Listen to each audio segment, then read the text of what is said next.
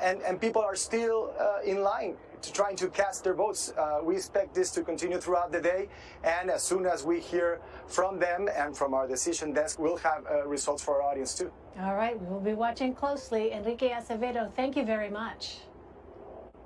Our CBS News campaign reporters have been covering this election for us for more than a year. Now it's coming to a close. Earlier, I spoke with Nicole Sganga and Bo Erickson, who have been covering the Biden and Trump campaigns. Well, first, I want to talk about how the campaigns are feeling ahead of polls closing tonight. Nicole, let's start with the Trump campaign. How are they feeling? Well, senior advisors in the Trump campaign describe what they're feeling as a quiet confidence. Now, in 2016, they say they had a ton of enthusiasm. They knew it was out there, but no campaign structure or organization. This time around, they know that they have enthusiasm on the ground. We've seen it at the president's many rallies, but they also have a get out the vote campaign and a field team that is working into the hours tonight to turn out those voters in key battleground states like Pennsylvania and Florida. Now, there are still nerves among some GOP officials because the president is largely on defense, defending the states he won back in 2016. And the most obvious path to 270 electoral votes requires that the president defend states like Florida, North Carolina, Arizona, and Georgia, and pick up either Pennsylvania, Michigan, or Wisconsin. Now, that is a tall order for this campaign. And Bo, what about the Biden campaign? Talking to sources yesterday and into today, they all tell me that they are optimistic. It seems like they put in the work and that the results are happening both in early voting and today they're getting the numbers that they expected to and wanted to get. In the past couple of days, there's been some more hesitancy around Florida. Maybe it's looking like it's a little bit more competitive and maybe slanting towards President Trump, one person told me, but they're especially feeling confident in Michigan and Wisconsin. Joe Biden actually recently just spoke. He just arrived back into Delaware after campaigning in Scranton and Philadelphia, and he said he likes what he's seeing with women voters, young voters, African-American voters, and especially those older voters over 65. He says he is confident that we will see the blue wall, but he's waiting to see if that blue wall kind of goes south to Georgia, North Carolina, Arizona, that area as well. All right. Well, I know you two have spent an inordinate amount of time covering the campaign trail. This is not at all the campaign trail that we envisioned when all of this started. But I do want to ask, starting with you, Nicole, what was a highlight of covering your candidate? I think the biggest highlight for all of us, Elaine, is getting to meet the voters in some of these battleground states. And tonight, there's going to be a lot of discussion about electoral votes and the horse race and what the candidate did when and where was their campaign advertising that was spent. But at the end of the day, America decides who wins this election. And voters that have opened their homes prior to COVID-19 allowed us to talk to them, shared their concerns about this upcoming election with us. That has been a real highlight for me on the campaign trail. What about you, Bo? The highlight for me so far has just been basically the whole month of February. It went from the lowest to low from the Biden campaign. I'm talking to sources now, and they were saying you really did not know how negative we actually felt, even though it seemed pretty rocky those 18 days between New Hampshire and South Carolina. And when you saw Joe Biden get that endorsement from Whip Clyburn, he almost seemed shocked, and I will never forget his face there about how much confidence Whip Clyburn had in him. And then just a couple of days later, he finally got that first primary win, more than 30 years after he announced his first presidential campaign. I'm told now we're kind of bringing this all together. You talk about an atypical campaign style. There is some level of comfort here along the Biden campaign because we are here in Delaware where this campaign and the Biden family feels very comfortable. Well, I remember that night in South Carolina, the night of the primary, very quickly. Clearly, that was the last time Red and Blue was on the road. So Nicole Sganga and Bo Erickson, it has been a long time for you two, but we thank you so much for all your reporting and analysis. Thank you, Elaine. Thank you for watching Red and Blue. Polls are about to close in several states. We're back after a quick break with a CBS News special report. You're streaming CBSN. Oh my God, the truck is sinking. Devastating flooding has reached catastrophic levels. Rising sea levels are threatening America's coasts. You would have to take that house and put it on stilts 10 feet tall. If the street is filled with salt water, what difference does it make how high you make your house? The concentration of the highest rental rates is exactly where the elevation is highest. This was the evidence to prove that climate gentrification was real. Pay $1,800 in 5 days or you have to leave. Were you scared? Yes. Every single person who stood up and said, I am not paying this rent increase, received an eviction. Haitians built this place and you're getting kicked out. Yes.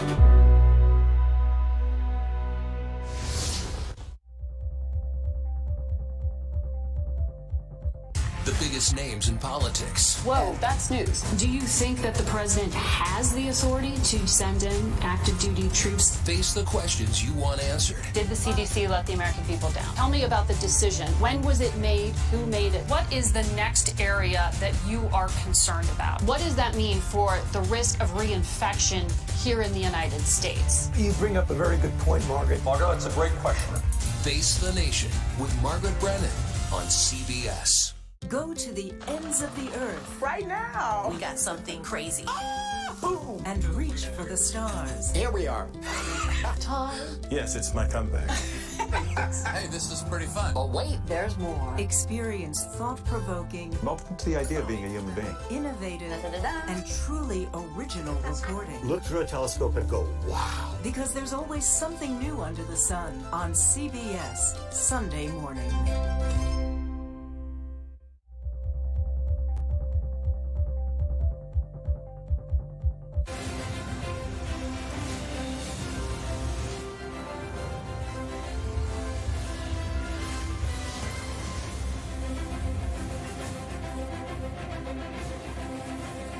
Good evening and welcome. You're looking live at Times Square in New York City, the crossroads of America, and our home tonight as America decides. Welcome to our CBS News election headquarters. I'm Nora O'Donnell, and it is almost 7 o'clock in the east, 4 o'clock in the west, and polls are about to close in 6 states, giving us the first results in an election night that may still not be over by the morning or the week, and ending a presidential campaign that is both historic and unprecedented. As we come on the air tonight, the coronavirus pandemic has infected more than 9 million nationwide, stolen more than 230,000 American lives, and cost more than 22 million jobs. In the process, it has not only reshaped the reasons why Americans say they voted, it has changed how we cast our ballots, with more than 101 million people voting before Election Day, and millions more waiting in lines today, some for hours.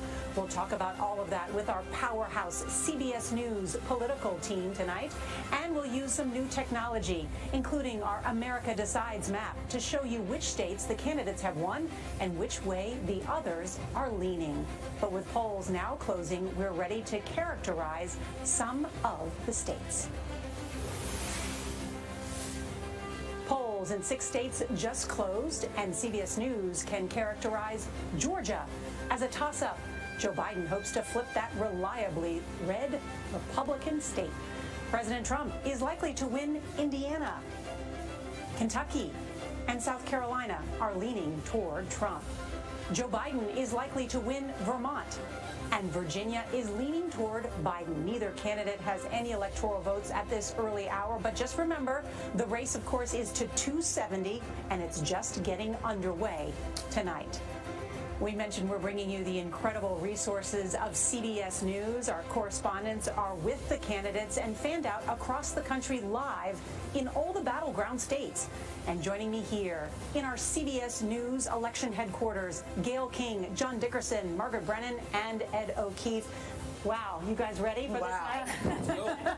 I mean, we're already getting so much interesting information. We're going to share it with everybody. But, John, we just have to talk about this campaign because so much of our lives have changed dramatically in the last year. This has been unlike any election we've ever covered. Yes, and a year unlike any we've ever covered. And we don't know what the country's decision is. That's what we get to learn tonight. We are tonight putting together an enormous jigsaw puzzle, but we don't have the box that has the picture on it. We're going to be developing that picture as we look at these pieces: who voted, where they voted, how they voted, what they thought. And what we're looking for is the voter's voice. After all the punditry and speeches, they get to speak. At an unsettled time in America, we get to hear their hopes and their dreams. Yes, building that puzzle, as John has set it up for us. And Gail, that's a good way to put it too, John. Yeah, it is very much a puzzle. The turnout has just been incredible, Gail. Yeah, and that's what I think. I want to focus on that for just a second. What we do know, we don't know the end result yet, but we do know this: people are tired. They just want this to be over, which is spelled O-V-A-H in this case. But let's take a look at the people who have voted so far. The youth turnout has been very big. You know, it started really after the Parkland shooting. You remember the March for Our Lives, those kids. We used to call them the Parkland kids that mobilized people in the streets. Youth vote turned out. Hispanic voters turned out. They were very upset about the immigration policies of the Trump administration. He also has support in the Hispanic community, too. But they had big problems with his immigration policies and Hurricane Maria. People still remember that. And then we have to take a look at the black vote. Black voters turned out in record numbers, galvanized in part by the Black Lives Matter movement, racial injustice, social injustice. People have sort of had it up to here, and they're speaking out in numbers that they haven't spoken before. But this right now is trending to be the most diverse electorate ever.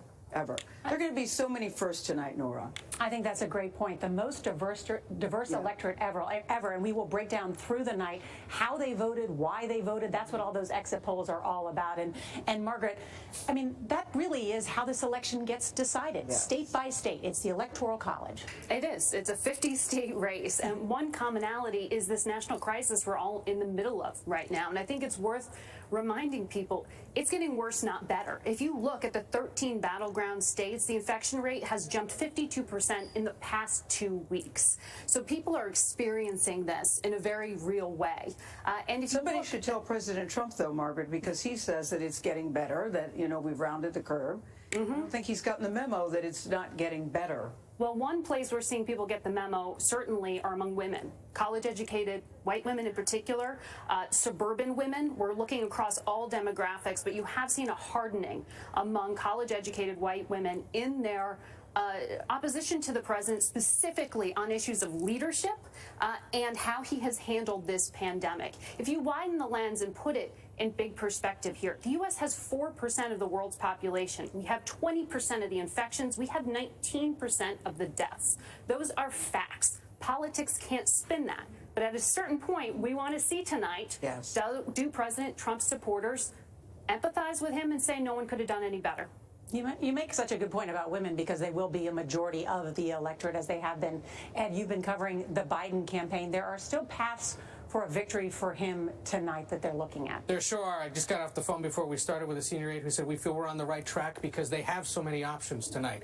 They could win Florida and Pennsylvania and start to put this away early in the night. They could do well with smaller southeastern states like Georgia and North Carolina. The fact that Georgia's a toss-up at this hour, encouraging to them. They anticipate doing well in Arizona and possibly winning that state for Democrats for the first time in generations.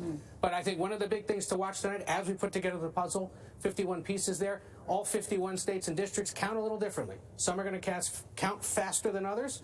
Others are going to take several days. We're all going to learn how that process works out. We've had a load test of incredible proportions over the last 4 years. Our entire government tested in all sorts of ways. Tonight's another one, and we'll see how and that's why we keep saying that just because it takes a long time to get the number doesn't mean it's not working. Correct. Patience. To remind people that, That's an excellent point. And today and throughout the early voting, we have been interviewing voters across the country about why they cast their ballots. We call all of that information our exit polls. And all night, Major Garrett will break down those for us. And with everything, Major, the pandemic is one of the top issues. Exactly. The pandemic is one of the top issues, and it influenced, Nora and team, how exit polls were conducted. Not just on election day today were those polls conducted. They were also conducted when people stood in line to vote early in person, and they were also conducted by phone with those who cast their ballots by mail. So it's a comprehensive look at the electorate, and it does go to that underlying question of why people did what they did. We'll get to the what happened later on tonight, but we can begin to describe what was on the voters' minds, and I want to give you two glimpses of the exit polls that get to some of that right now. What for Biden voters was one of the most important issues for them as they looked at the election this year. Control coronavirus came in at 79%, rebuild the economy 17%. For Trump voters, it was exactly the opposite. Rebuild the economy, you can see 70, containing the coronavirus 19. Okay, here's another part of this election that's very important. The character of the candidates as they presented themselves to the American public. What was important about Joe Biden's character to his voters? You can see that. Judgment, unite, cares about me, strong leader. Let's look at President Trump's supporters. Strong leader, way at the top, cares about me, good judgment, unite the country, 9%. So, as he closed his message, the president, did he focus on uniting the country? No, he focused on strong economy.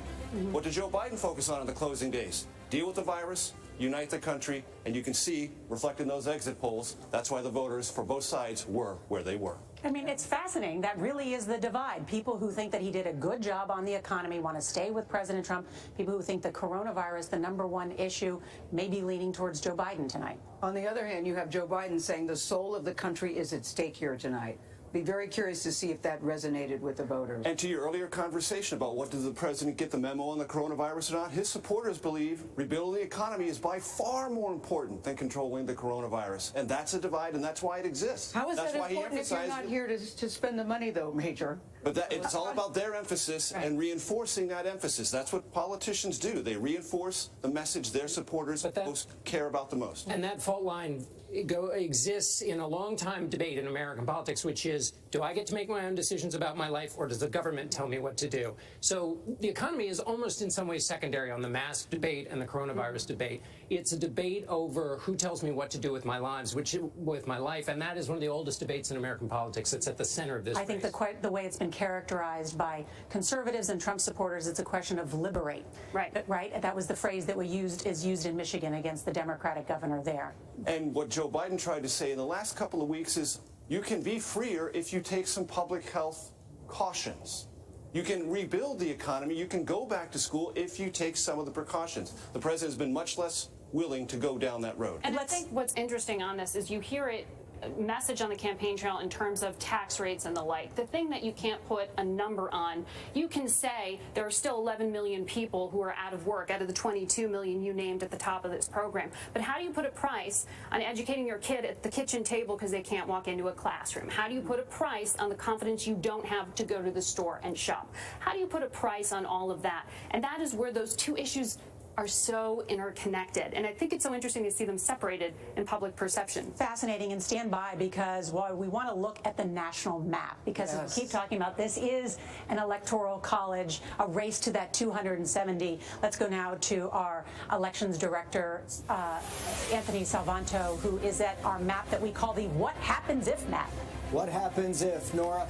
I want to start everybody with the big picture, the national map as it was in 2016. I want to show you the states that President Trump is defending tonight. Now, in 2016, as everybody remembers, he famously swung a number of reliably blue Democratic states, Wisconsin, Michigan, Pennsylvania.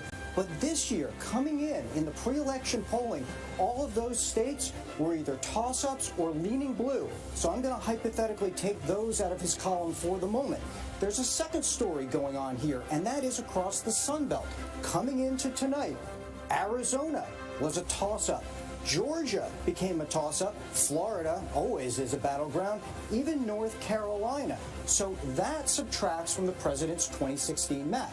Now, what does he have to do tonight? Well, for starters, he's got to take them back. He's got to replicate that 2016 swing, go back through Arizona, hold on to Florida. We'll be watching Georgia. We'll be watching North Carolina, which will be closing very shortly. And then to get back up over 270, maybe a Pennsylvania. That's certainly in his sights to continue flipping reliably, or what used to be reliably, Democratic states. For Joe Biden, his path also, I think, heavily dependent on the upper Midwest. He's going to try to pull back Wisconsin into the Democratic column, pull back Michigan from 2016, maybe Pennsylvania. That could get him back over. Or Joe Biden could also try to stake a claim to some of those fast-growing Sun Belt states. If he gets Georgia, North Carolina, or even Florida, maybe a more comfortable margin of victory. That's the way to watch tonight. Up through the upper Midwest and through the Sun Belt, lots of battleground. Anthony, I want to return back to Georgia. That is a state that has closed at this hour. Let's put that board back up and tell us what you know about the state of Georgia. That is a ruby red state. And boy, Joe Biden, that campaign spent a lot of time trying to flip it blue. They did. It is a toss-up at the moment, Nora. So what we see out of Georgia at the moment is we're waiting for votes to come in. We're waiting for votes to come in. So you don't see any votes here yet.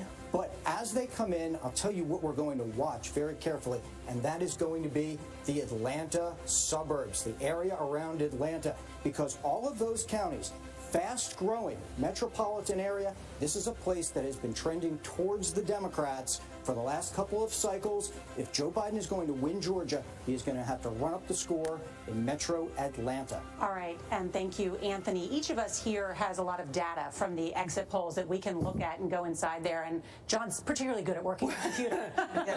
After so much just hokum out in the world, we now have voters doing things we can count and come to real conclusions. Get a sense of what they really want from you get a little jumpy because you get to see what people actually think. And one of the interesting things that you and Margaret were talking about is white women with a college degree. That's a really important part of the electorate. They live in those suburbs. In Georgia, Biden leads President Trump by 1 point. Okay, in 2016, President Trump, then candidate Trump, won that group by 29 points. Whoa. So right now, according to the exit polls, that's a swing of 30 points. Now, these exit things change over the course of the night, but as of right now, Joe Biden leads by 1 point, and that was a group that Donald Trump won by 30. And he really courted those women, though, saying, you know, women, please like me. I'm saving your neighborhoods. The question is saving your neighborhoods from what, number one? Number two, and I'm going to help your husbands, too. To see, what year is this? That was President Trump you're talking about. Yes. One of the things that Anthony was following in his polls from the minute President Trump was elected is some of those women in the suburbs were turned off by President Trump starting almost within his presidency. And the president was always trying to get them back, get them to take a second look. We certainly saw it with his convention. And we'll watch tonight whether he was able to. That's one of the key groups to look at, not just to see who's winning, but by how much. It's so interesting because we know that women make a lot of the household decisions on the economy. The data is clear. They decide what cars to buy. They decide where to send their kids to school. They even usually buy their spouse's socks in many cases. And so in this case, when women switch back and forth, it's because they're feeling it at home. Their kids may not be able to go to school. People are getting sick, their own parents that they have to take care of. So it's one of those key demographics we're going to be watching. And women are paying the higher price, too, during this pandemic. Women have lost 4 times as many jobs as men in the month of September. I mean, this has been a female-led recession, the first in our country's history. So to your point, it's not just about their husbands' jobs. Their jobs have been lost. And the other big storyline that we are covering tonight is control of the United States Senate. So many competitive Senate races this year. Let's bring in CBS's chief congressional correspondent.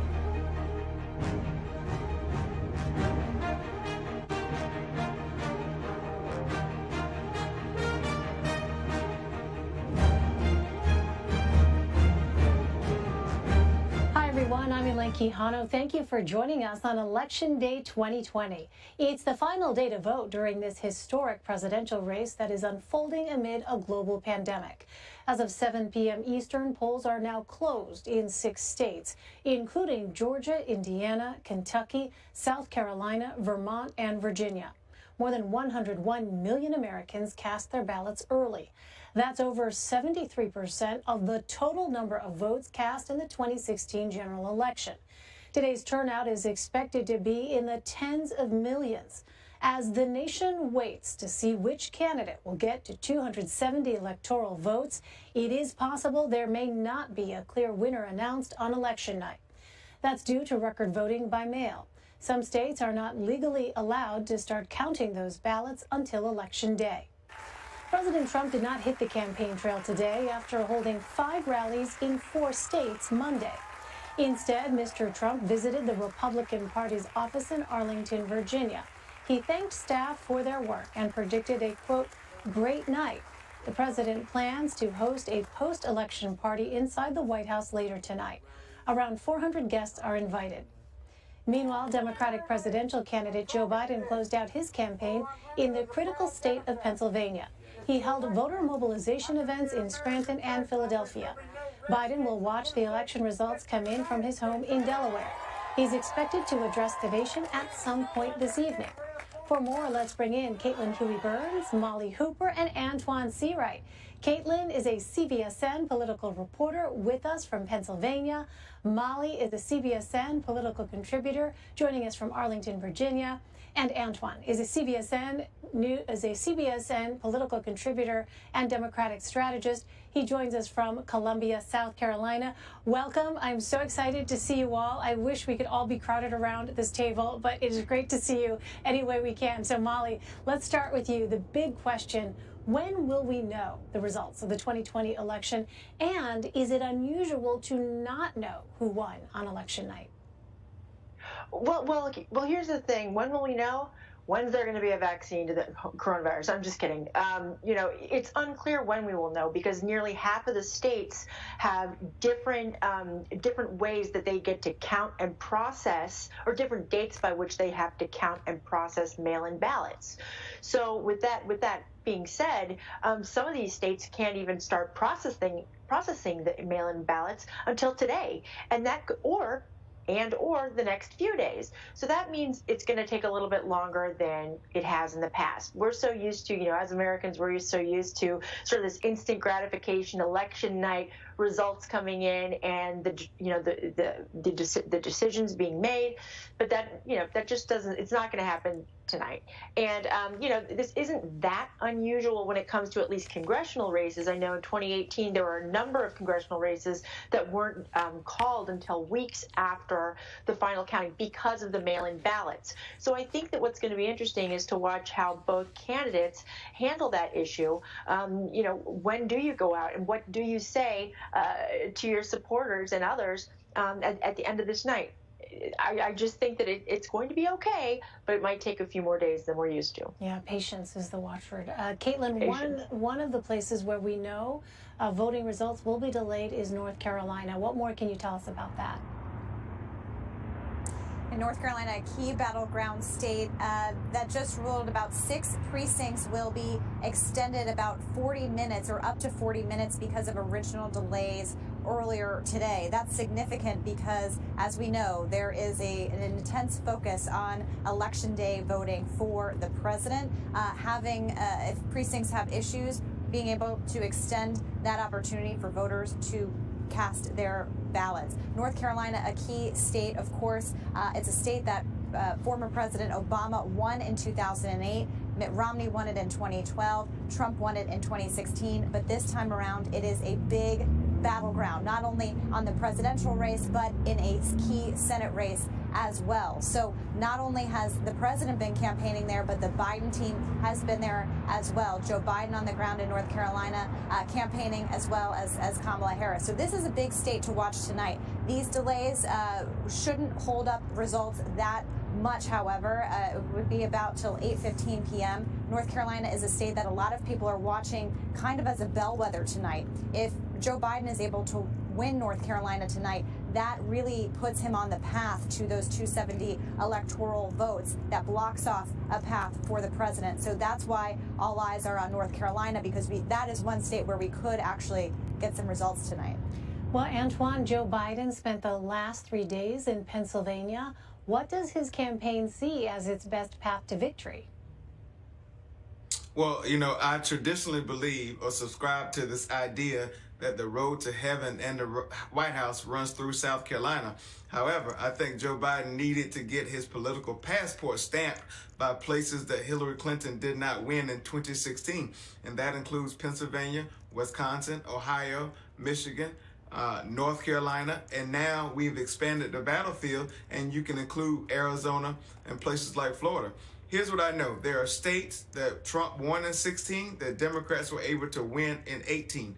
Those will look very good tonight for Joe Biden. There are also states like Iowa and Georgia that have a U.S. Senate race on the ballot that's going to drive turnout like we've never seen before. I think that well positions Joe Biden. Conventional wisdom would tell us that we should look at geographics. However, we are not living in conventional times, and so we have to take demographics, add demographics into the equation. African American turnout is high. Latino seems to be high from some of the early vote numbers. This will be the first time in American history, Lane, where you'll have 30 million eligible African American voters, 32 million eligible Latino voters, and with so many down ballot races, with so much money being poured into voter engagement and voter turnout, I think Joe Biden has a pathway. Here's the other key point. There are states like Wisconsin, Georgia, North Carolina, Michigan, where the early vote numbers are so strong, leaning towards the Democrats, that Donald Trump has to overperform what he did in 2016 in order to make up the margin. For instance, in a place like Michigan, I think he literally has to have a 62% performance over what he did in 2016 to catch up to some of the margins. I think that bodes well for Joe Biden. However, we cannot call the race until we run through the tape, and so there's still some time left because people are still voting. Well, Caitlin, earlier today, President Trump was asked if he has prepared either an acceptance or a concession speech. Here's his response.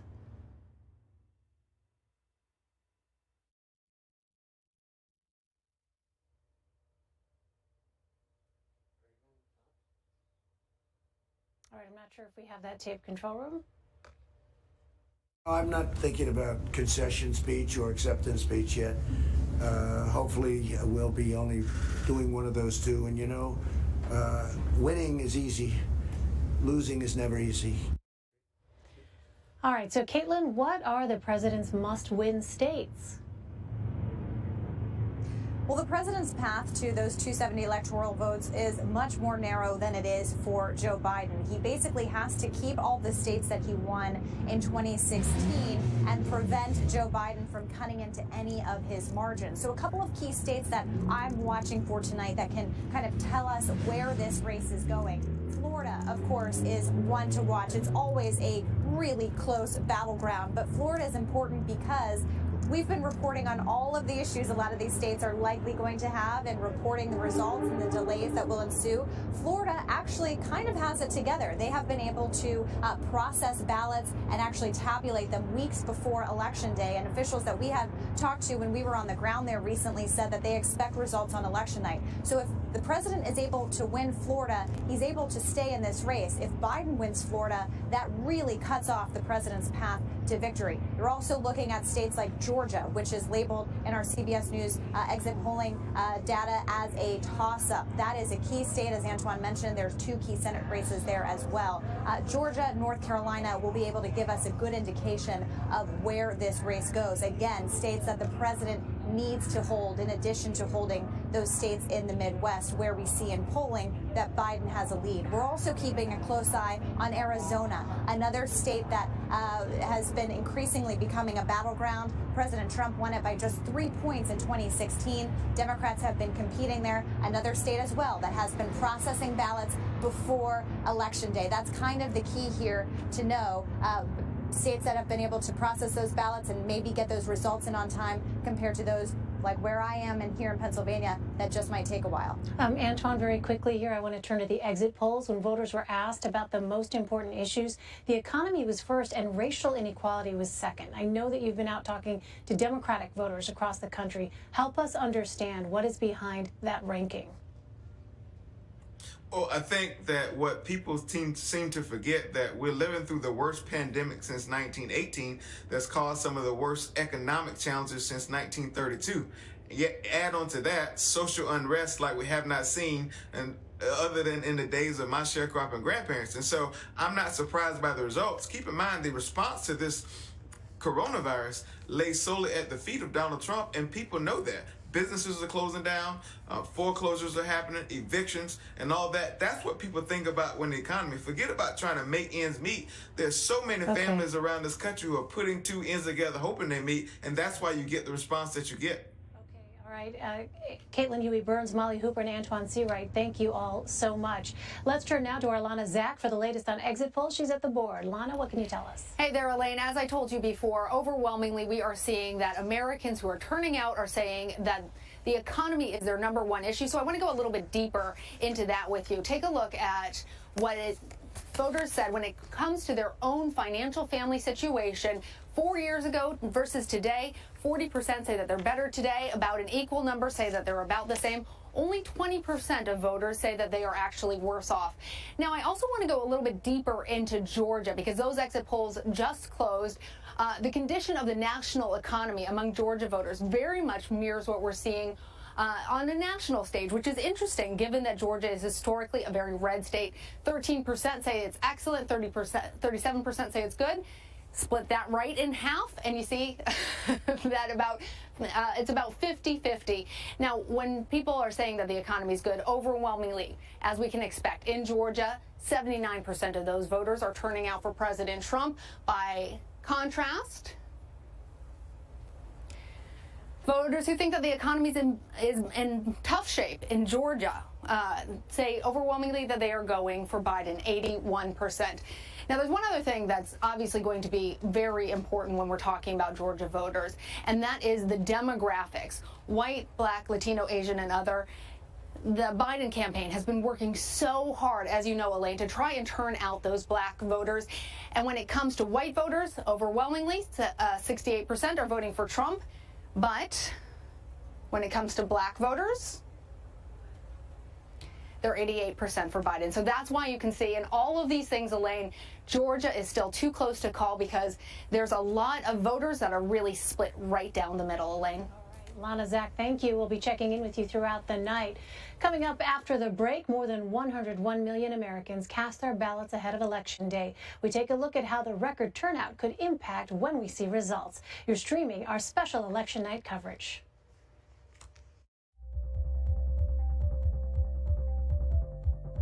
The biggest names in politics. Whoa, that's news. Do you think that the president has the authority to send in active duty troops? Face the questions you want answered. Did the CDC let the American people down? Tell me about the decision. When was it made? Who made it? What is the next area that you are concerned about? What does that mean for the risk of reinfection here in the United States? You bring up a very good point, Margaret. Margaret, that's a great question. Face the Nation with Margaret Brennan on CBS. Go to the ends of the earth. Right now. We got something crazy. And reach for the stars. Here we are. Tom.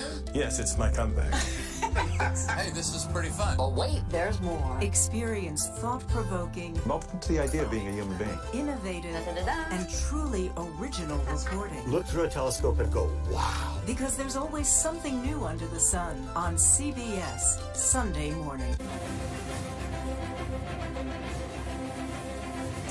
Welcome back to CBS News election headquarters in Times Square. We're coming up on 7:30 in the East in what is shaping up to be a nail-biter of a presidential election. In just a few seconds, the polls will close in Ohio and most of North Carolina. Those are two of our notable 9 states that are key to this election, as well as West Virginia. President Obama won North Carolina, remember, in 2008 by just a sliver. But since then, it has voted with the Republicans. Well, tonight, the Biden campaign hoping that the Tar Heel states changing demographics will give them a win in the South. And with 4.5 million people voting early in North Carolina, we are expecting about 80% of the vote to be released soon, just right after the poll closing, so we can talk about what we're learning there. All right, it is just about 7:30 in the East, and we're about to get those results in several of the states. Stand by. They're coming in just this second.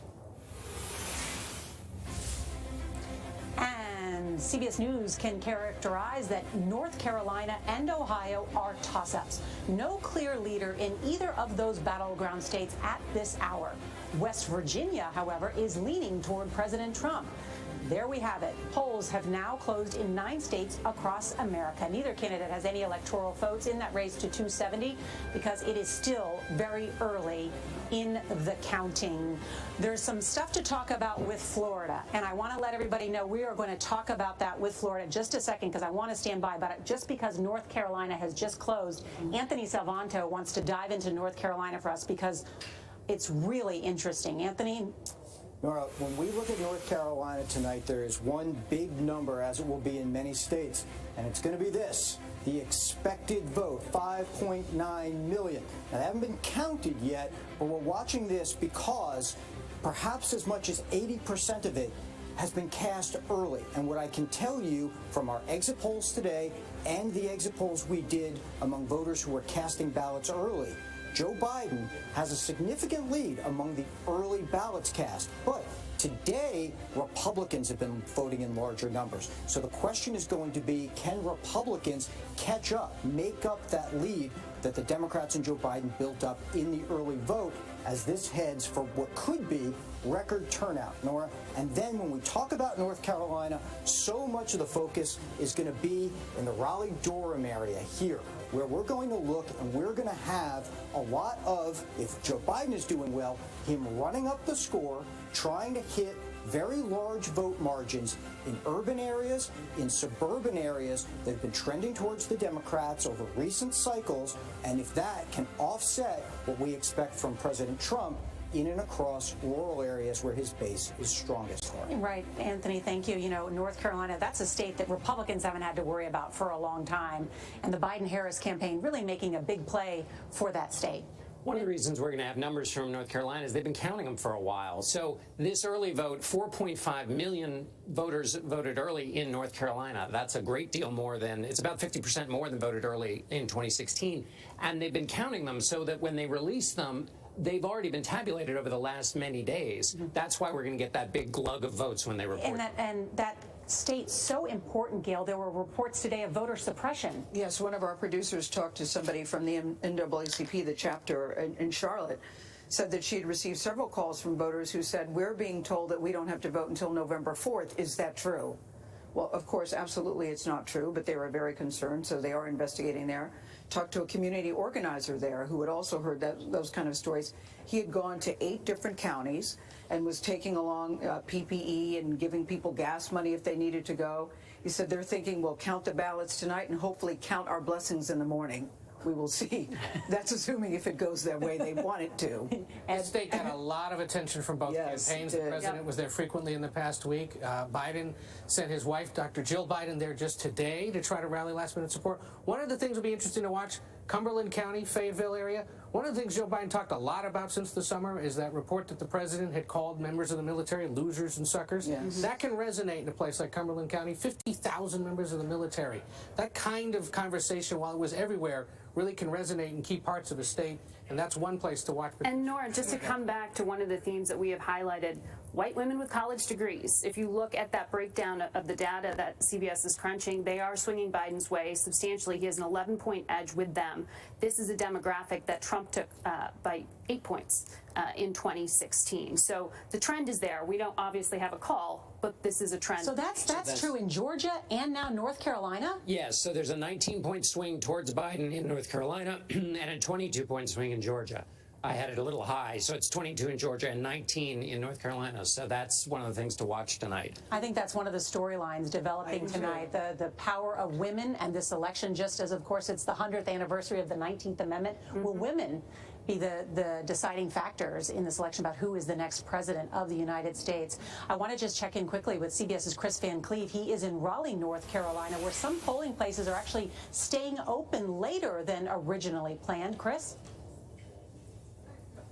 That's correct, Nora. While the polls closed for most of North Carolina at 7:30, there are 10 polling places that were given additional time, up to 45 extra minutes, because of either technical glitches or human error that delayed voting today. Now, that's not unusual. This happens in every election, but per North Carolina policy, they don't release any results until every single poll has closed. So we won't get any of that data that Anthony was talking about until sometime after 8:15. We know that more than 4.5 million people voted early, so it's going to be a lot of information about how people voted. The Board of Elections here believes that they'll be able to count 97% or more of the total votes cast sometime tonight. Nora?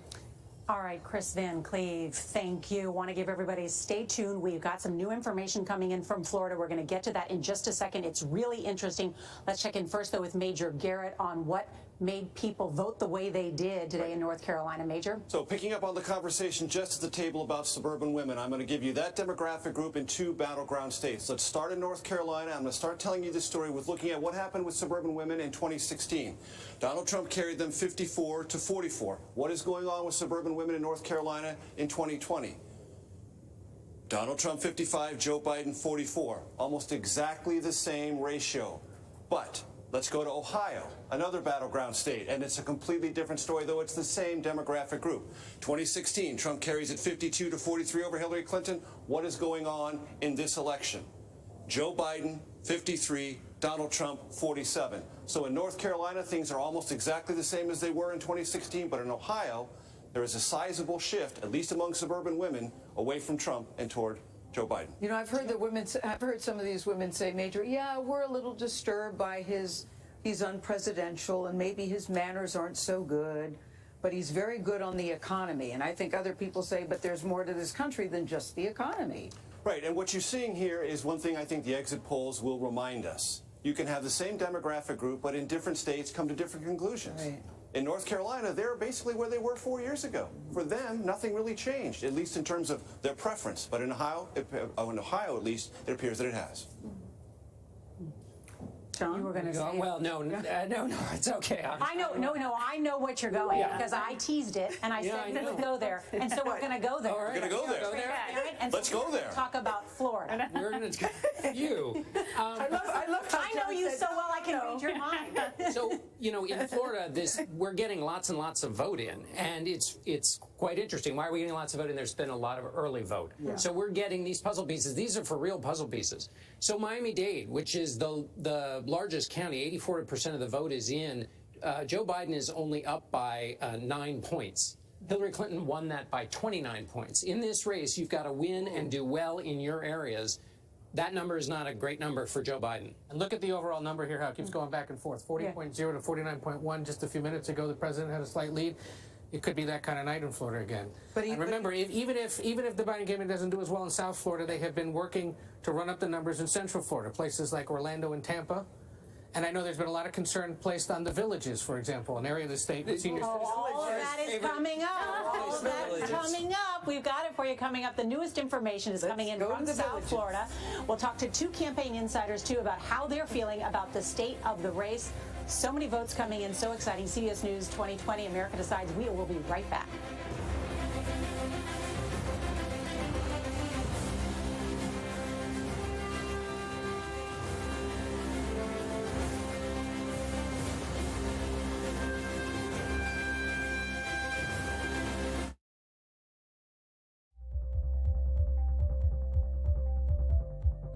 The biggest names in politics. Whoa, that's news. Do you think that the president has the authority to send in active duty troops? Face the questions you want answered. Did the CDC let the American people down? Tell me about the decision. When was it made? Who made it? What is the next area that you are concerned about? What does that mean for the risk of reinfection here in the United States? You bring up a very good point, Margaret. Margaret, that's a great question.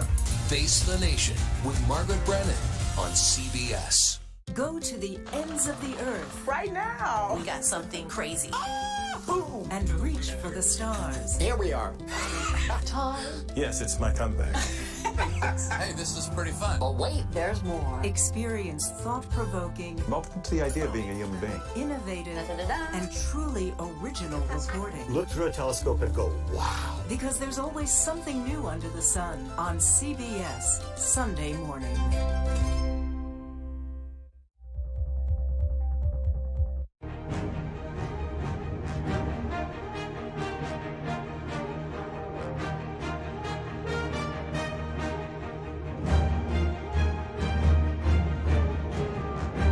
More than 100 million ballots were submitted before polls opened on Election Day.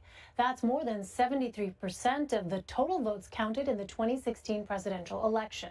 A federal judge ordered the U.S. Postal Service to sweep facilities Tuesday for any remaining mail-in ballots. It comes amid growing concerns that some votes may not make it to election officials in time to be counted. The sweeps were ordered in 12 jurisdictions, including the battleground states of Arizona, Georgia, Texas, Florida, Michigan, and Pennsylvania. For more, let's bring in Mindy Finn. She is the CEO of Citizen Data, a political data firm. Thank you so much for joining us. Well, as we mentioned, more than 100 million ballots were cast before Election Day, and you also tweeted earlier that a majority of votes have been cast already in many states. How big of a role are early votes going to play this year? Yeah, this has been a Herculean effort. 7 months ago, it wasn't clear how election officials would run an election amid a pandemic. And so many, obviously, as we know, adapted their policies to allow no excuse absentee voting and expanded early voting. In the Sun Belt in particular, and I'm talking about among the swing states, Texas, Florida, North Carolina, and Georgia, you can expect that as much as 80% or more in some of those states, voters will have cast their ballots prior to Election Day, to the point where this notion of Election Day being kind of the big day where everyone shows up to the polls is certainly kind of outdated when it comes to this election. In Texas, it may be 85%, in Florida, 85% who cast their ballots before Election Day. So really, we've had more of an election month than an election day. And it'll, and because each of these states count differently, it will also change how results are reported tonight. Well, there appears to be a partisan split between early voters and Election Day voters. Talk to us a little bit more about that.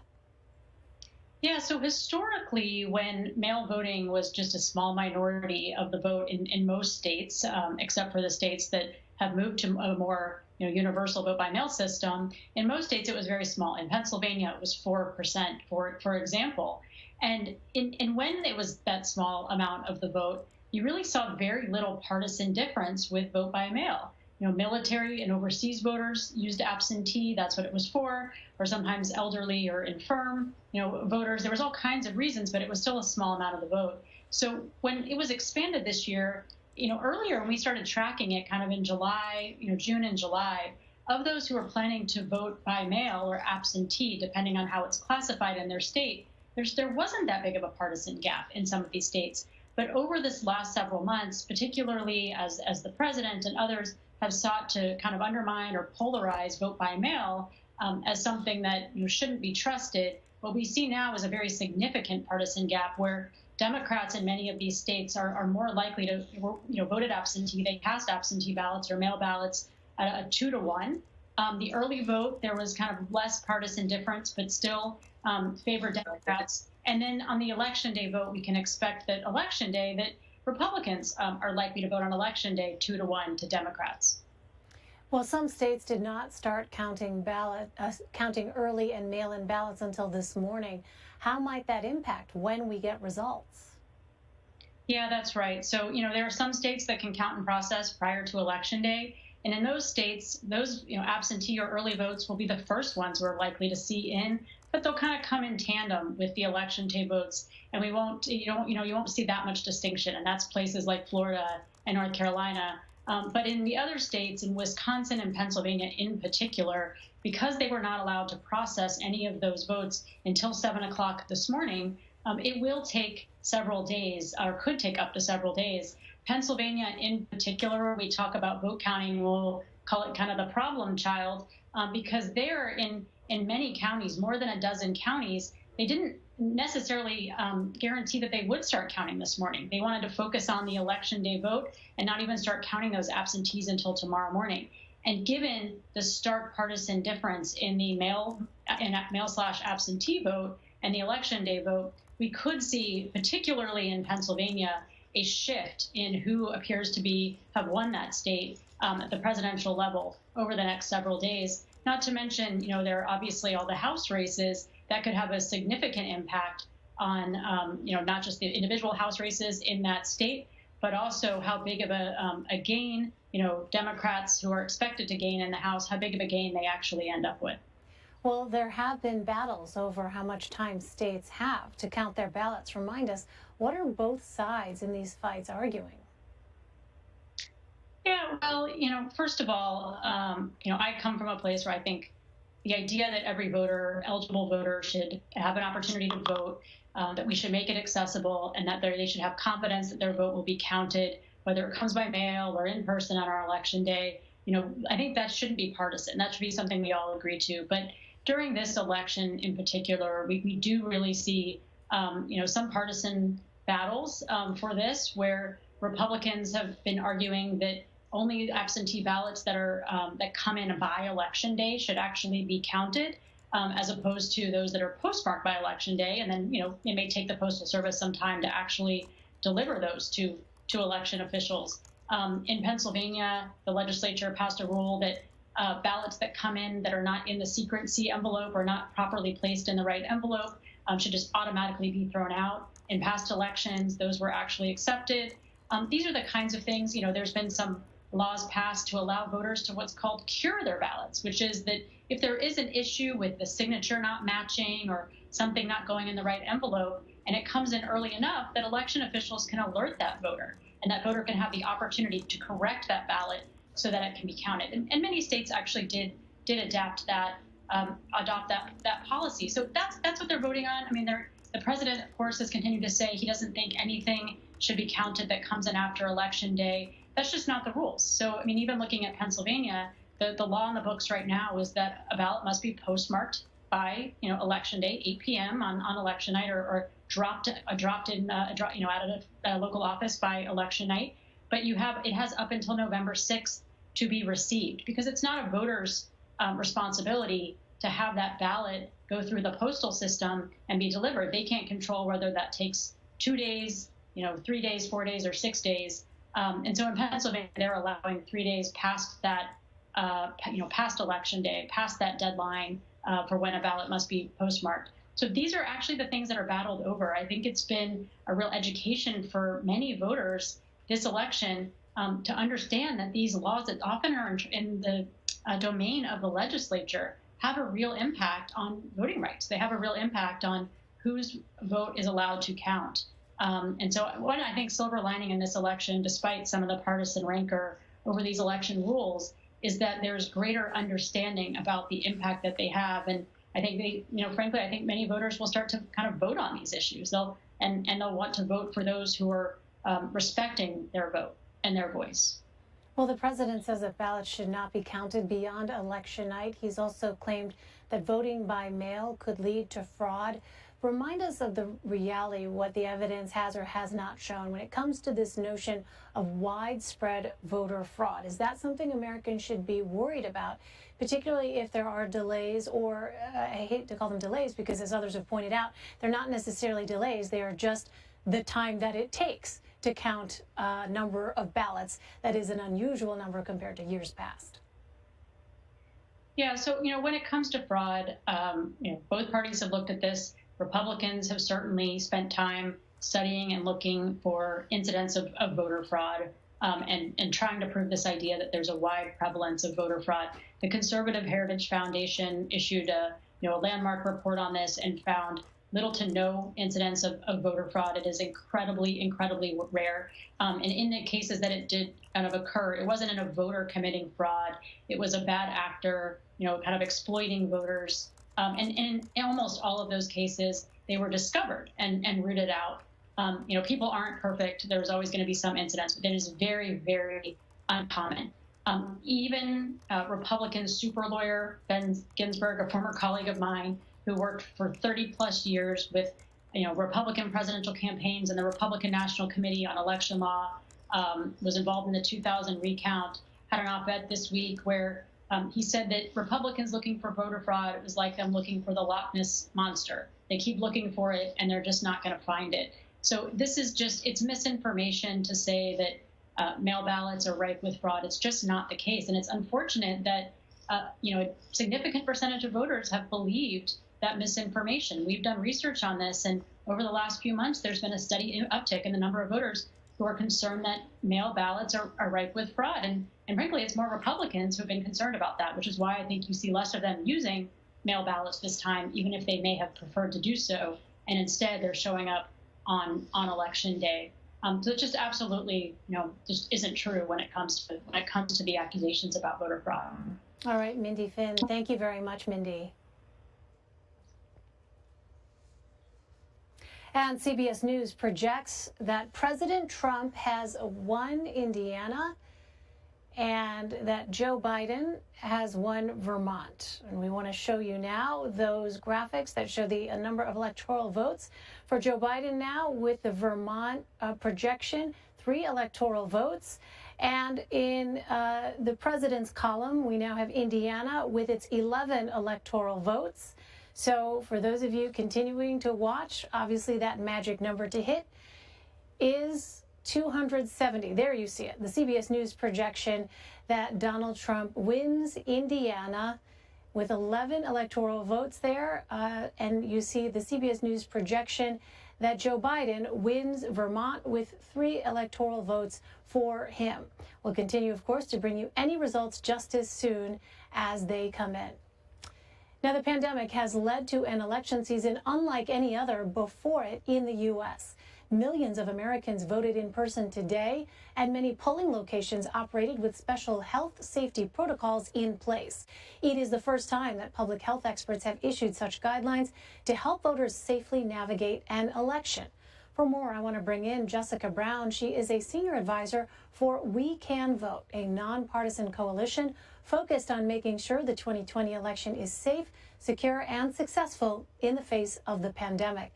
Jessica, thanks very much for being with us. Some of the work that your organization does is to advise voters on how to protect themselves and their communities from the spread of COVID-19. How many people have benefited from this initiative? We've reached millions of Americans with our digital ads, with our print guides, and really the message was that you have safe and healthy voting options this year, whether it was casting your ballot by mail and returning it to a secure drop box, or whether that was going to vote in person and maintaining physical distance, wearing a mask, washing your hands. People had so many more safe and healthy voting options this year, and we saw that Americans really took advantage of these options. Absolutely incredible that we've seen over 100 million Americans vote early, and that made it possible for so many more millions of Americans to vote safely in person on Election Day. So this was really a huge success, and something that, a number of months ago when we saw states struggling with some of their primaries when they didn't have as much time to prepare is a major turnaround, and the election officials and public health officials have done an incredible job in having safe voting experiences. Well, what were the challenges involved in the process, and how did people receive these health voting advisories? Some of the challenges were that the systems that we were trying to expand, these are things that usually election officials might take a number of cycles to implement, and they had to do it within a number of months. So it was really, the clock was working against us the entire time. But what was really amazing was to see the public health officials and election officials working closely together to figure out, how do you have safe polling locations where people could be spaced apart? How do you ensure enough protective gear and masks and hand sanitizer for polling locations? What are the things that need to go into educating the public about the new options available to them? So these were all things that people had to work very quickly to figure out, and really saw an amazing effort from public health officials and election experts to let people know that they did have safe and healthy voting options. Well, have you seen any in-person voters report problems today? Today, I think, was a great sign that the system was working as intended. Because so many more millions of Americans voted early, it meant that we lessened the pressure on Election Day. And that was always the concern, because the election is one of America's biggest public events. And so we knew that we had to decompress the Election Day and make sure that we were not cramming all of these millions of Americans into one day.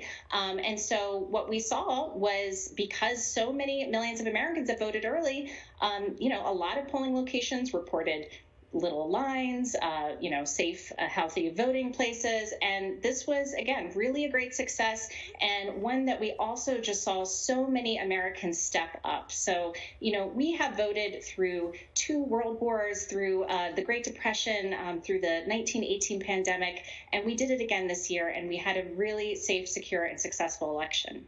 Well, Jessica, the CDC issued new guidance that says people who test positive for coronavirus can still vote in person. What do you make of that move?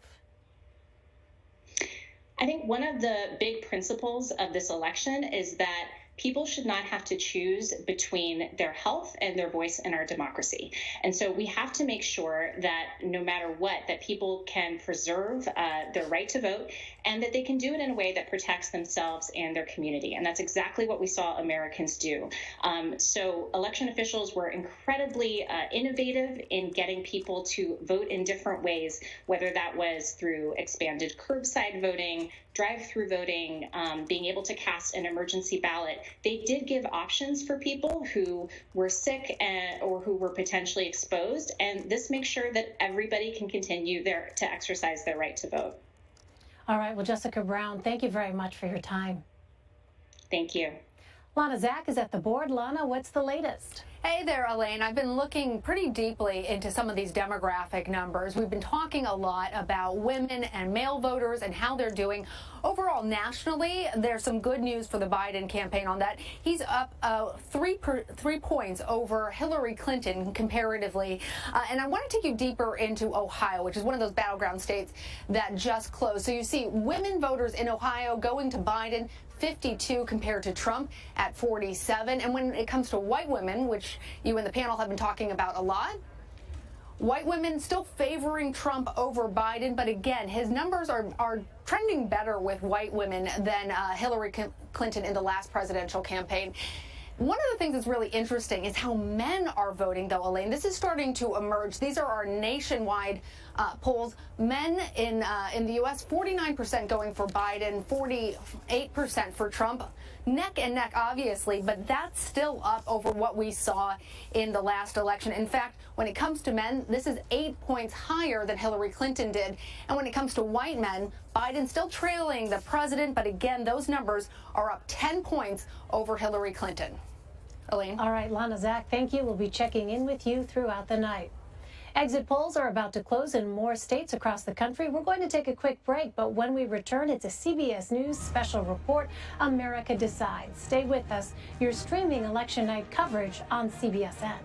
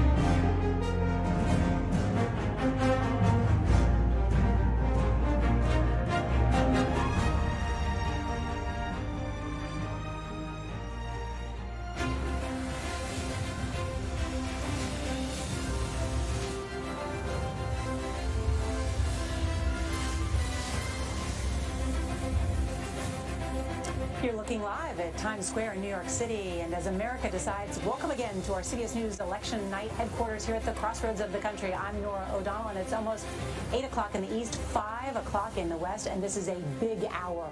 The polls are about to be closed in half of the states across America, and that includes 2 that we are laser focused on this hour, Florida and Pennsylvania. They are part of what we're calling our notable 9 tonight, those states that could decide the election and determine who becomes president of the United States. All roads to the White House go through Florida, especially for President Trump. It is his newly adopted home state. Florida, you remember, infamous for that 2000 election, but it could offer an early look tonight about who occupies the White House in 2021.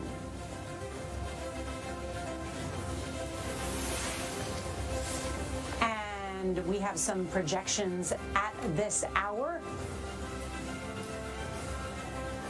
CBS News can characterize that Florida is a toss-up. Pennsylvania also a toss-up at this hour.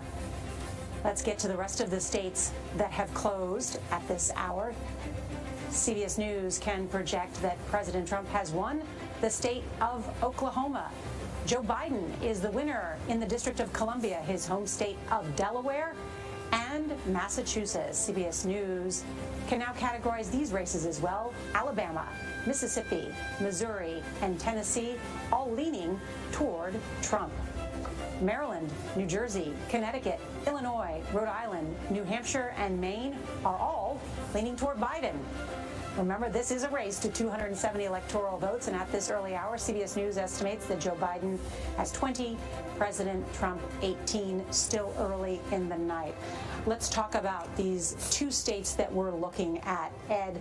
Pennsylvania and Florida, each campaign sees them differently. Absolutely. The Biden team calls Pennsylvania the cornerstone of their path to 270, one that solidifies their ability to win this contest. They have other ways to do it without Pennsylvania, but believe that is the best shot. Florida, if Biden is able to pull it off, and that is questionable as we see data continuing to come in, would be the capstone, the one that completely makes it impossible for the president to win. So that's why you've seen so much attention by the former vice president focused on Pennsylvania, especially since the weekend. And as we've seen both of the candidates in Pennsylvania so often, but just a reminder, Pennsylvania is one of those states, including those in the upper Midwest, that said, wait, we're not going to count those absentee ballots until today. And so it could be a state, according to their own Secretary of State, we may not have the full results until later this week. That's right. So Pennsylvania has the slow counting system for what comes in early, but unlike Georgia, Florida, and North Carolina, which have a lot of early votes, they don't have a lot of early votes. It's a lot of in-day voting in Pennsylvania, so it's going to be a long time in Pennsylvania. But just because we're all obsessed with Florida, because it's the route to the president has to win Florida. Yeah. We're going to be getting votes that Ryan Priebus was talking about in that western panhandle part of Florida where the president's very strong. And speaking about Florida, that state that you point out that President Trump has to win, Major Garrett has some new information from the exit polls. Major? That's right, Nora and team. And the reason we do exit polls this way is we don't report state-specific exit polls until the polls have closed. That's why we've been holding back. I know you've been energetic over there. Where's the Florida data, Major? I've got it for you now. Two demographic groups to come. Seniors and Latinos. Let's start with seniors, meaning voters over the age 65. Here's what it was in 2016. Donald Trump carried that, as you can see, by 17 points. What is going on in this election with voters over age 65? Trump 52, Biden 47. That is a 17-point margin in 2016, shrinking to a 5-point margin in 2020 among those voters. Now let's look at Latinos. Again, I'll reset the clock to 2016. Latino voters, Hillary Clinton 62, Donald Trump 35. What does the Latino vote look like now? Joe Biden 53, Donald Trump 45. So Donald Trump is performing a little bit better with Latino voters. The composition of the electorate in this election 2020 for Latino voters about the same as it was in 2016, but it is larger among those age 65 and older. How much larger? Good question. 31% this time, 26% in 2016. And so that means what about those older Latinos? So older voters and Latinos. Right. So Latinos about the same size composition, 18% in both years, 18, 19%, 2016, 2020. But the senior vote is larger, 31% this time versus 26% in 2016, and Joe Biden is doing better than Hillary Clinton did with that particular demographic. And the economy, one of the messages resonating with seniors in Florida. The economy, but also the virus. Yeah, how safe am I? Isn't COVID resonating? How safe am I? How safe is my family? How safe are the people of my age group, maybe that don't live in Florida but are somewhere else? Major, I can't go see my grandchildren, the seniors are saying. Precisely. Yeah, it's been a problem. That's a dynamic to keep an eye on in Florida. If Joe Biden wants to win the White House, he's got to pull off some of those Sun Belt states that we have been talking about where the Latino vote is strong. We want to bring in CBS News contributor Maria Elena Salinas. She's widely recognized as the voice of Hispanic America, and we're lucky to have her analysis. Maria? Thank you very much, Nora. You know, why is the president doing better with Latinos in Florida? Well, a lot is due to Cuban-American voters who are coming out in support of Trump, as Major just said. The president's law and order and anti-socialism messages appear to be resonating with Cuban voters and also from voters from countries like Venezuela, Nicaragua, among others. Now, Biden is doing better with Puerto Ricans. That is the second largest Latino voting bloc in the state. CBS News exit polls show that they're supporting Biden by nearly 40 percentage points. Tens of thousands of Puerto Ricans, as we know, moved to Florida after Hurricane Maria, and many of them were just unhappy with the federal government's response. What we have to watch in Florida is the I-4 corridor that includes Tampa and Orlando. There's a large number of Boricuas there. But, you know, we also need to watch the Latino vote all over the country tonight. This year, 32 million Latinos are eligible to vote. We'll be watching the Latino vote, the Latino youth vote in particular. I know it sounds crazy, but it's true. A Latino turns voting age every 30 seconds in this country. That means that about 800,000 to 1 million Latinos are added to the voter pool each year, while 2 million baby boomers die. So we're going to keep a close eye to these battleground states that may be tipped by this demographic, by Latinos. Maria. One is Florida, of course. The other one is Texas, Arizona, and Nevada, where Latinos make up more than 20% of the electorate.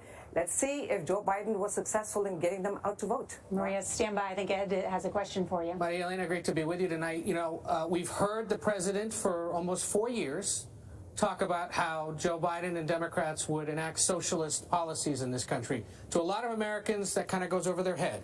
But remind us why that resonates so much in South Florida and why it could be affecting Biden's chances tonight.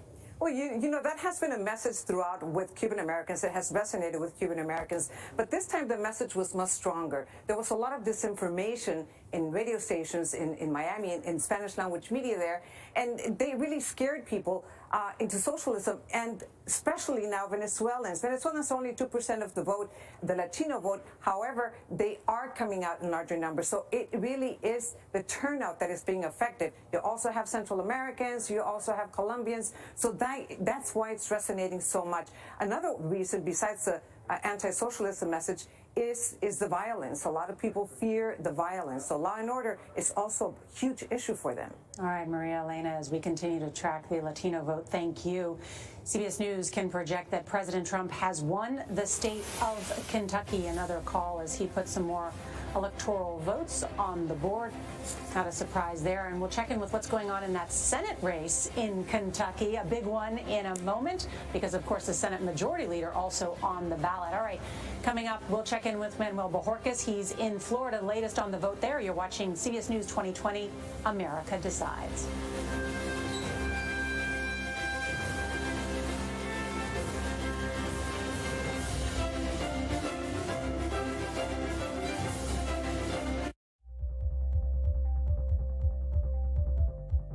The biggest names in politics. Whoa, that's news. Do you think that the president has the authority to send in active duty troops? Face the questions you want answered. Did the CDC let the American people down? Tell me about the decision. When was it made? Who made it? What is the next area that you are concerned about? What does that mean for the risk of reinfection here in the United States? You bring up a very good point, Margaret. Margaret, that's a great question. Face the Nation with Margaret Brennan on CBS. Go to the ends of the earth. Right now. We got something crazy. And reach for the stars. Here we are. Time. Yes, it's my comeback. Hey, this is pretty fun. Oh, wait, there's more. Experience thought-provoking, I'm open to the idea of being a human being. innovative, and truly original reporting. Look through a telescope and go, wow. Because there's always something new under the sun on CBS Sunday morning.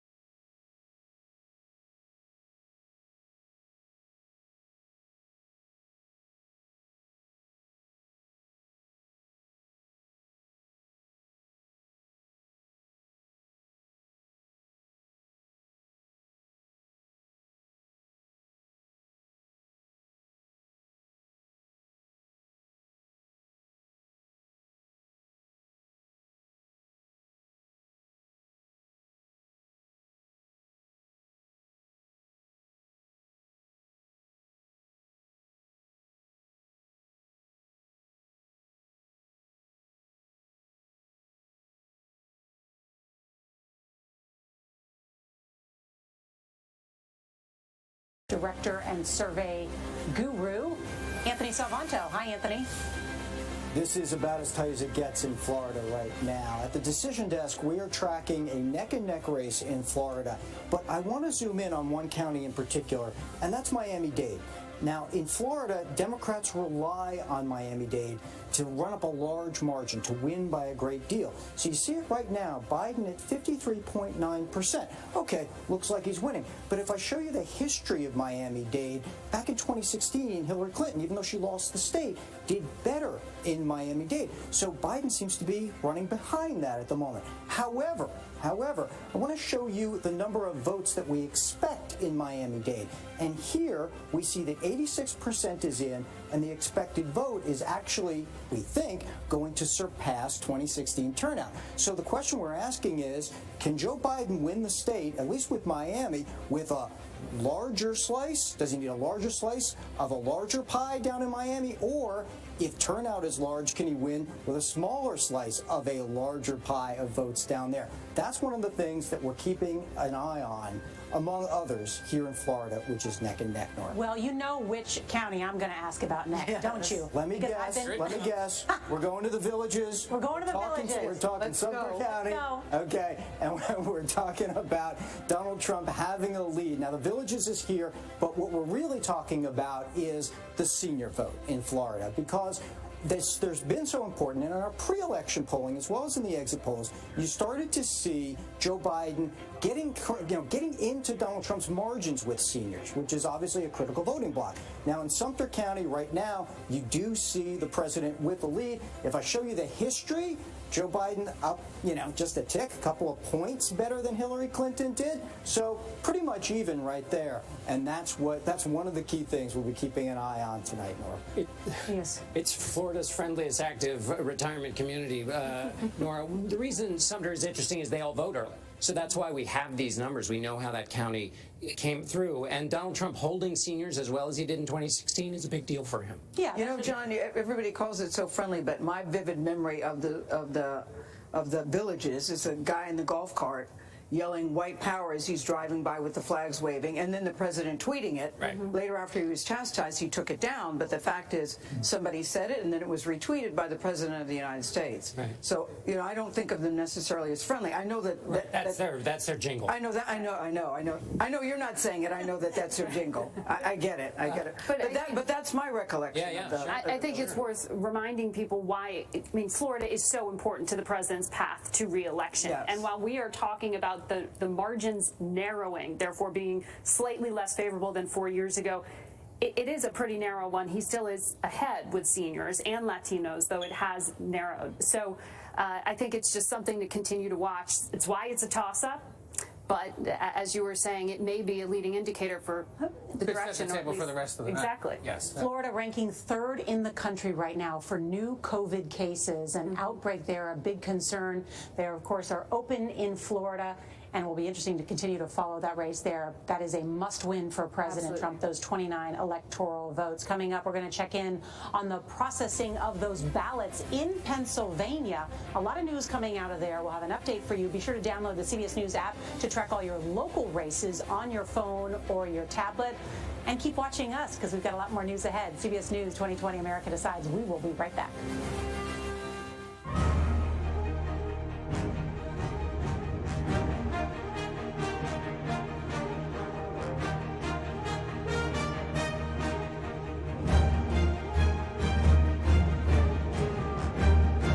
Hi everyone, I'm Elaine Quijano. Polling has closed in multiple states as a record number of people cast ballots during this historic election year.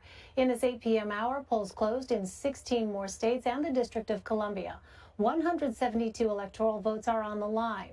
Voters braved long lines and the cold today. More than 101 million people have already cast ballots during early voting periods across the country. Joe Biden spent the morning in Scranton, Pennsylvania, where he visited his childhood home. He'll watch results come in from Wilmington, Delaware. Meanwhile, the president will spend election night at the White House. For the latest, Lana Zak is at the board. Lana? Now is when it starts getting really fun and interactive, and so I want to show our viewers what we're all looking at tonight. So this is the race to 270. Of course, that's the number of electoral votes that are needed to secure the presidency. as it stands right now, Biden has 20, and Trump is projected to have 26. And the reason why we say projected is because we at CBS News, we don't decide who the president is. We look at the data, we look at the numbers coming in, we analyze it, and we say, this is what's likely going to happen. So as of right now, this is where things stand. Any place that you see this bright red with a check, Oklahoma, Indiana, Kentucky, and Tennessee, those are states that we have projected right now that President Trump will win. The blue states with checks, Vermont, Massachusetts, Delaware, D.C., all of those are the states that we have projected that Biden is going to win. Now let's look at all of these white states here. These are those battleground states that we have been thinking about so much. There are some states like Florida where we are already starting to see those election results pouring in. We're going to be paying a lot of attention, of course, to Miami-Dade County, to this area around Orlando. This has been some of the hardest hit in the state in terms of the economy, particularly because the tourism industry is so important there. The reason why we might get some answers from Florida tonight, they started processing those ballots early. They've been counting all those absentee ballots. But another state, like Pennsylvania, which may be crucial for the president to win if he wants to hold on to the presidency, or Biden to win if he wants to claim this. We don't have any of that information, really, because they only started processing those absentee ballots today. So we're in for a very long night, Elaine, but this hopefully gives y'all some more understanding of what we're looking at. And this, of course, over here is the national vote totals. But when it comes to determining the president, it's at 270 electoral votes that matter the most. Elaine? All right, Lana Zak, thank you. We'll be checking in with you throughout the night. And for more on all this, I want to bring in Caitlin Huey-Burns, Linda Tran, and Terry Sullivan. Caitlin is a CBSN political reporter. Linda is a CBS News political contributor and Democratic strategist. And Terry Sullivan is a CBS News political contributor, as well as the former campaign manager for Senator Marco Rubio's 2016 presidential campaign. Welcome to you all. It's great to have you. Caitlin, you are joining us from Pennsylvania, where the polls have just closed. We've seen both campaigns focus heavily on that state. Remind us what makes Pennsylvania so important. Well, a couple of numbers to highlight how important Pennsylvania is. First, 20 electoral votes, a big prize of the night and critical to whoever wins the White House. A second number, 44,000. That's how many votes determined the presidency in this state for Donald Trump in 2016. It's a state that he's hoping to keep in his column, and a state that Democrats really want to win back to block the president's path to victory. I'm outside of the Philadelphia Convention Center. Right behind me in this building is where all of the ballots from Philadelphia are going to be now that now that polls have closed here. Why is that significant? Well, Pennsylvania is key for the reasons I described, but also key for the way in which ballots are going to be counted here. Unlike in other states, Pennsylvania was not able to even open up ballots until 7 a.m. this morning when the polls opened. And so that's why officials have been telling us for weeks and weeks that we may not get results from Pennsylvania on election night because of that influx in mail-in absentee ballots. It's going to take a while to be able to count those ballots. The Secretary of State's office sent out about 3 million absentee ballots, and we've been talking to voters all around this state who were returning those ballots in person to secure drop boxes. So that's what we're keeping an eye on tonight. This is a state critical to the president's path to victory, and it's a state that has been visited by both Joe Biden and Donald Trump furiously over the past 2 days. Well, Linda, what about Joe Biden? What are some of his paths to victory? Is there a way for him to win even without key states like Pennsylvania and Florida? Well, there actually are, Elaine, and in fact, his floor starts quite a bit higher than might have been expected earlier this year. He's starting with about a floor of 226 electoral college votes. And while if we see Florida go his way, Ohio, North Carolina, some of the states that we expect to get earlier results from tonight, then that's probably sealing the deal for him taking the White House. But if he doesn't win those states, he can still cobble together a handful of others. He could, for example, have a combination with Arizona and Iowa. He could also pick up some of the other states that have been on the margins for the last several weeks. So the map generally is as wide as we have ever seen it in recent history for any presidential election, and that's probably good news for the Biden-Harris ticket. All right, so Terry, what are some of the possibilities for President Trump's path to 270?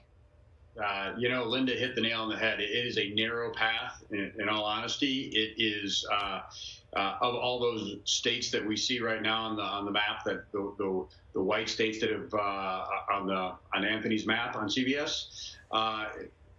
The president has to win every single one of them right now. So it's a narrow path. He needs to win a Pennsylvania. He needs to win a Florida. He needs to win a Georgia. He needs to win a North Carolina.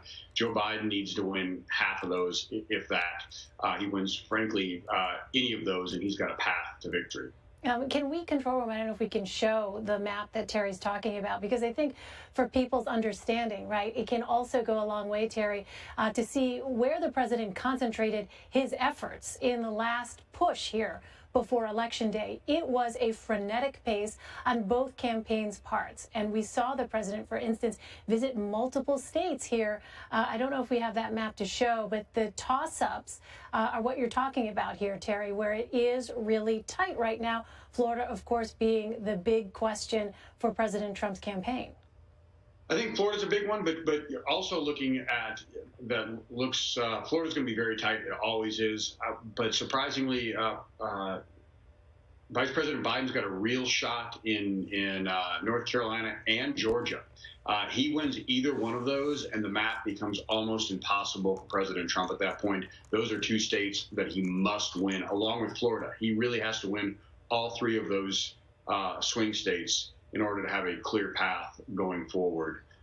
So, the Biden path is a little bit more broad on how to do this. And there, you've got the map there, you can see. Yeah. Any of those states that are in white right there, that Biden wins, and he only needs to win one of them, and he's on a path. President Trump, it's a different scenario. He's got to win 90% of those states. Yeah.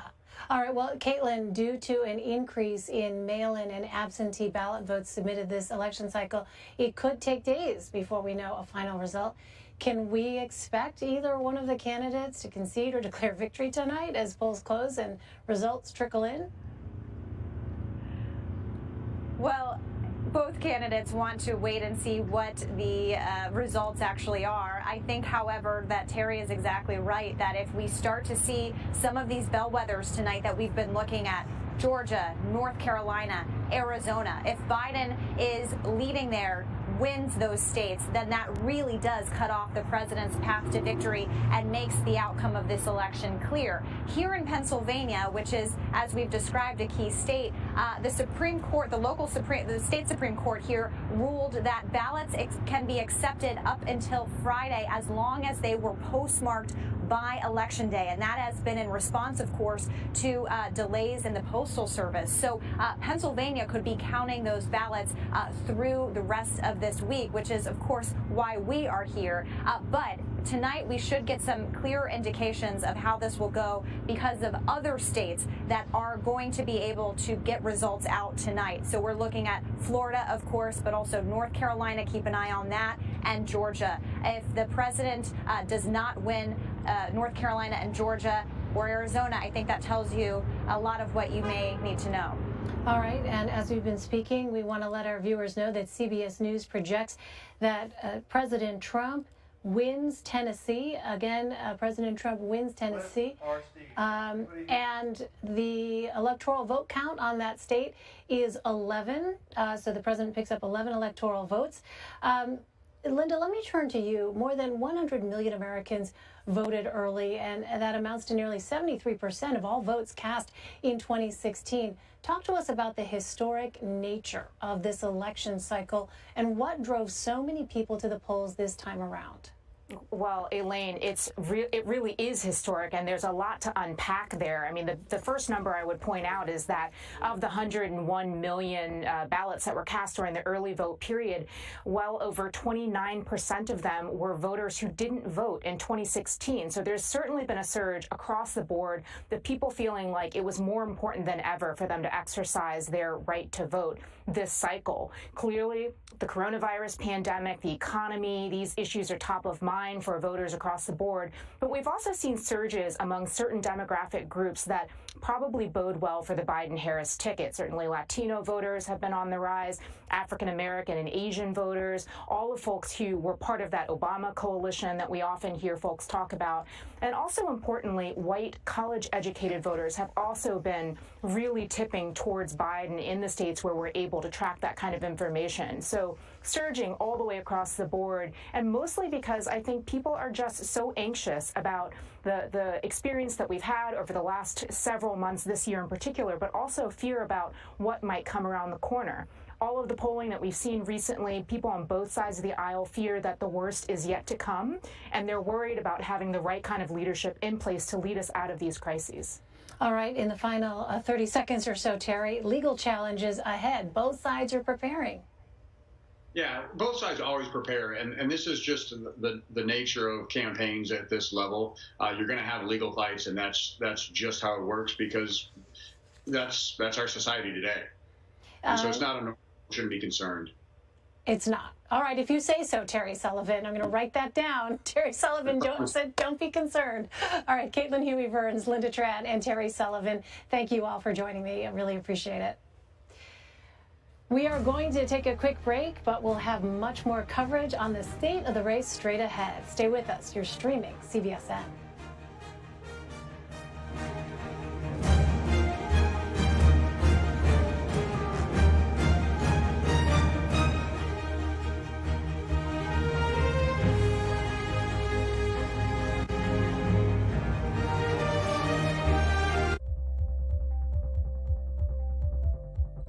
The biggest names in politics. Whoa, that's news. Do you think that the president has the authority to send in active duty troops? Face the questions you want answered. Did the CDC let the American people down? Tell me about the decision. When was it made? Who made it? What is the next area that you are concerned about? What does that mean for the risk of reinfection here in the United States? You bring up a very good point, Margaret. Margaret, that's a great question.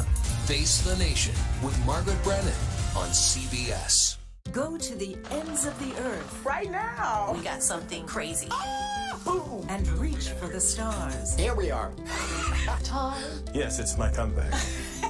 Hey, this is pretty fun. Oh, wait, there's more. Experience thought-provoking. I'm open to the idea of being a human being. Innovative and truly original reporting. Look through a telescope and go, wow. Because there's always something new under the sun on CBS Sunday morning.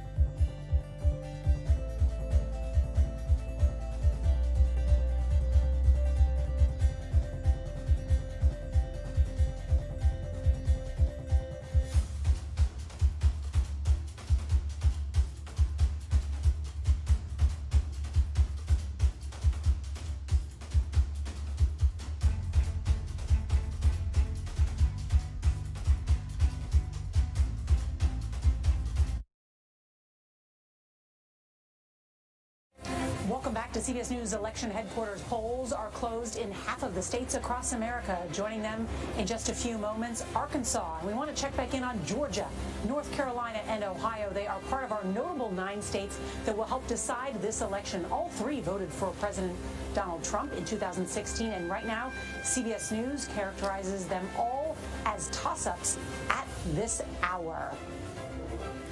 So much to talk about with these key battleground states coming in. And also, we're seeing some new exit polls, national exit polls that we can tell you about. The suburban vote. Was President Trump able to hold on to them? Independents, just to tease here, can't tell you, but there's been a big swing. I have to wait 10 more seconds before I can tell you what it is. And also the senior vote. So many interesting developments tonight that tell us just how this race is going tonight. I'll pause for just a second as it's now 8:30 in the East, and CBS News can project that President Trump is likely to win Arkansas in the race to 270 electoral votes. President Trump has 37. Joe Biden has 20. I was telling you about all those interesting things we want to tell you about. Well, Elections Director Anthony Salvanto is at the Election Data Center. And Anthony, let's dig into Georgia because some really interesting developments there. Right. Not a lot of vote counted in Georgia yet. You see the map here, the counties in red going towards the president, the counties in blue going towards Joe Biden. But what I'm going to show you folks is the overlay of what our CBS News models have for this state at the moment when we combine the exit poll interviews that we've been doing for the last few weeks with the early vote as well as today. So I turn that on and the estimate leans towards Joe Biden. And that's how we look at things here at the decision desk. That's what makes this race a toss-up. When the trends keep going the way they are, it might go towards Biden, but the counted vote right now for Donald Trump. Now, the other thing I want to show you is I'm going to zoom in here on Metro Atlanta, which is one part that we're going to focus on all night. Cobb County, right now, 63% for Biden. I'm going to show you the history of that. Hillary Clinton only got 48%. Look at that. Joe Biden besting those numbers. I'm going to show you Fulton County, where the Democrats will need to win by a big margin. Not much of it in yet, but 78% for Joe Biden. 10 points better than Hillary Clinton did. So he is on a trend line to outperform Hillary Clinton. Will it be enough to hold up and beat Donald Trump?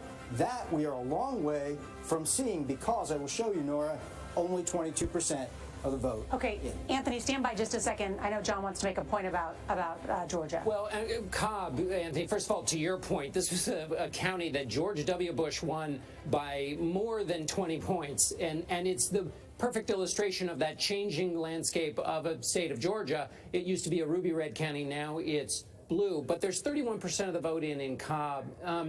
And is that because we're at a difference here between early vote and day of vote? Yes. It is, because what the story all night as these votes come in is going to be trying to parse which is which. At this moment, we are not sure. And so what's going to happen is the Republicans, we believe, have done well. Donald Trump has done better on that election day vote, but it's that early vote, John, where Joe Biden, we think, has run up the score. That's a very important point that's being made because it could still change without the night as more of the votes come in. Let me ask you, Anthony, about the state of Ohio. That has closed. A very important, no Republican has won the presidency without the state of Ohio. Indeed. So let's zoom in there. Now here, we do have votes starting to come in, 42% of it, in fact. Key things to watch in Ohio. First of all, Cleveland metro area, up in here, okay? At the moment, let's zoom in for a second on Cuyahoga. Here's another place where Democrats have to do well. Right now, Joe Biden at 74.8. I'm going to show you the past history, 66% for Clinton. So if you're Joe Biden, you're liking that percentage. That's where you start. But then we're going to look at the counties around Cleveland, whether it be Summit County. How's he doing there? Better than Hillary Clinton. Portage, well, nothing in there yet, so we'll keep watching as well. So one of the things I want to watch tonight, Metro Cleveland, can Joe Biden outperform Hillary Clinton? That'll tell you whether or not he's got a shot in Ohio. What is so fascinating is all you have to do is follow the candidate's schedule because Joe Biden made